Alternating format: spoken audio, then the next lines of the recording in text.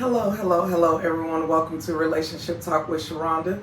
Of course, I am your auntie Sharonda. Before we get started, make sure you like, share, and subscribe. Baby, auntie is feeling good this morning. I was sitting up there thinking, I say, you know what?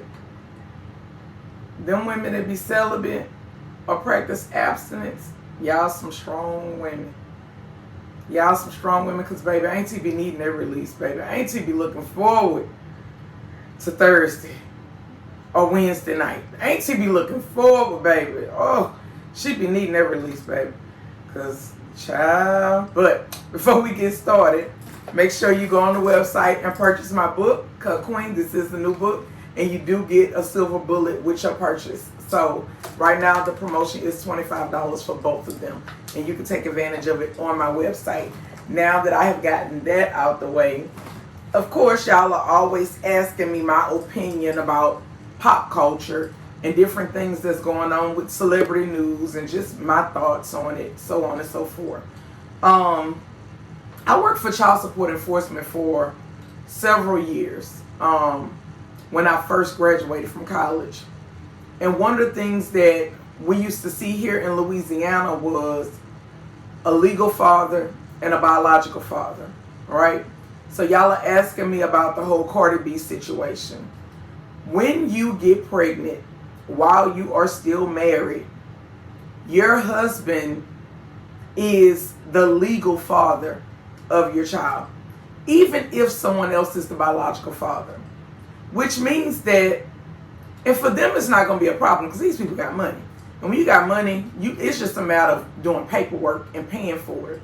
But your regular everyday person, it can present a problem for you because now you have the child that's going to be born in the legal father's name, and if he does not want to sign off, there's a form that he can sign saying that I'm not the father and all of this kind of stuff. But if you have a messy situation to where you're dealing with somebody petty and they don't want to sign the form and all of this kind of stuff, your child can very well go home with your husband's last name.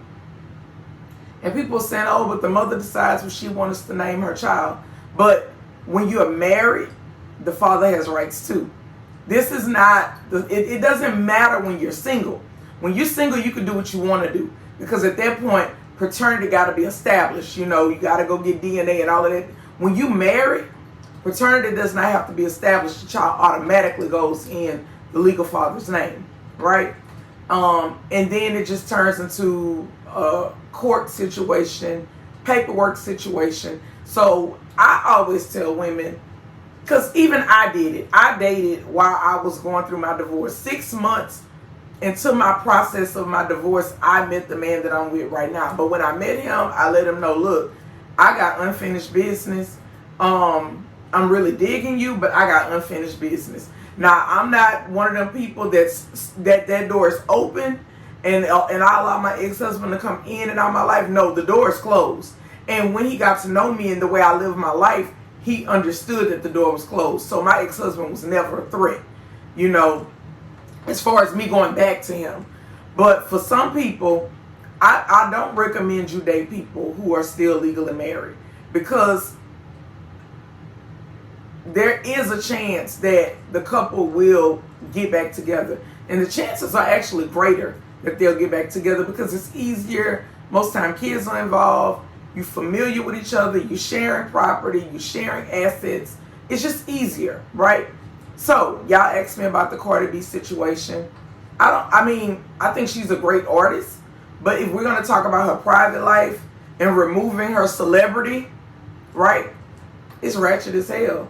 Like, I don't recommend anybody getting married before they get fully divorced, because it just presents too many problems. Way too many problems. I'm not saying not to go out there and let your hair down and have fun, but what I am saying is have fun responsibly, right? Don't allow any babies to come out of it until you got that business sorted out with your ex-husband or your ex-wife. When you start creating children out, that's what makes it messy. It turns everything ugly, right?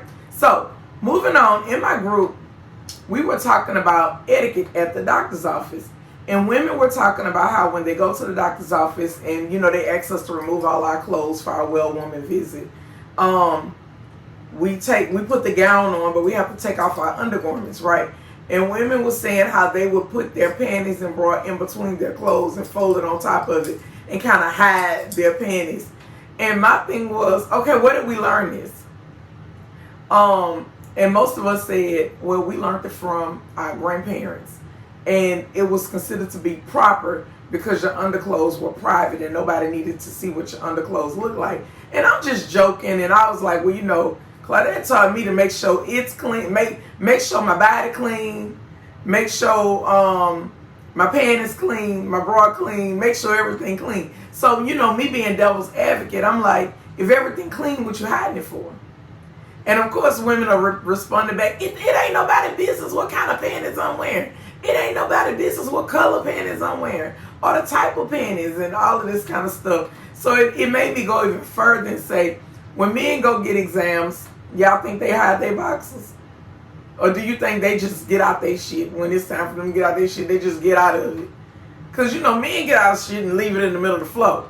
We get out of stuff and we taught to put it up and hide it and tuck it away.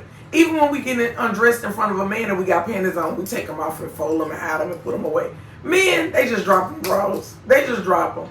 So I thought that was just really interesting how, as genders, we're just raised different when it comes down to the privacy concerning our undergarments. But that turned into a whole nother conversation about etiquette when we go to the doctor, right?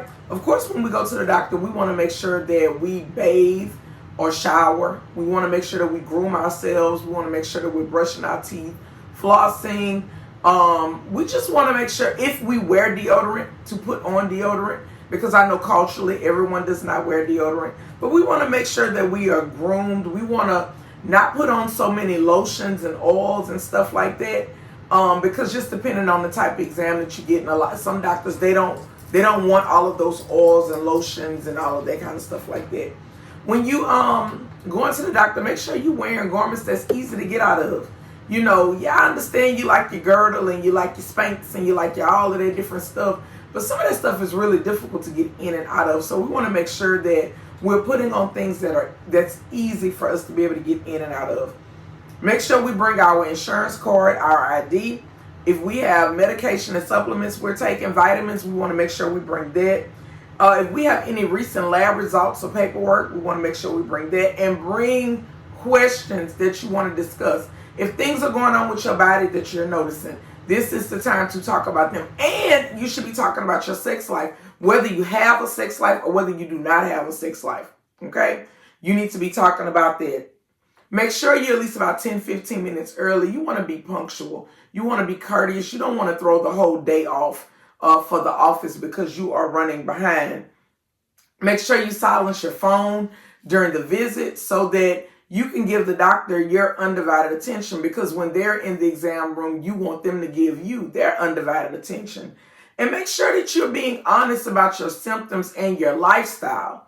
Okay? When I go to the doctor, I let my doctor know I am a monogamous person. However, I am still considered to be high risk. And these are the reasons that I'm considered to be high risk. It's not necessarily anything that I'm doing directly, but it does have a lot to do with a choice that I have made for my life. So because my partner is a part of, this puts me at a greater risk. And you have to disclose that to your doctor, right? Exam room and exam room etiquette. When they roll out the tissue paper or whatever on the exam table, the people who come in after you, the medical assistants, the aides, and all of those people are trained to come behind you and sanitize the room and get ready for the next person. They're trained to pull the paper, to spray it down, sanitize it, pull the paper, and all of that. You all are pulling the paper and trying to clean the room up. I'm not saying that you shouldn't clean up behind yourself if there's something that, for you, but you are not obligated to clean the exam room, okay? People are saying that they pull a paper because they have oils on their body, or they may sweat, or certain things may happen during a pelvic exam, and they don't want the people that's coming behind them to talk about them. My thing is, these are supposed to be trained professionals, okay?